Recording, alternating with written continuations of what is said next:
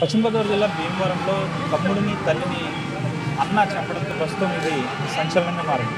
ప్రస్తుతం మనం పశ్చిమ గోదావరి జిల్లా భీమవరం శంకర పద్దయ్య వీధిలో ఉన్నాము. ఏదైతే ఈ ఘటన జరిగిన ప్రాంతం ఏదైతే ఉందో ఆ ప్రాంతంలో వీరు నివాసం ఉండేది పైన మునుపూడి మహాలక్ష్మికి ఇద్దరు కుమారులు, ఒక కుమార్తె. మొదటి కుమారుడు శ్రీనివాస్ ఎవరైతే ఉన్నారో తనకి 37 సంవత్సరాలు, రెండవ కుమారుడు రవితేజకు 33 సంవత్సరాలు.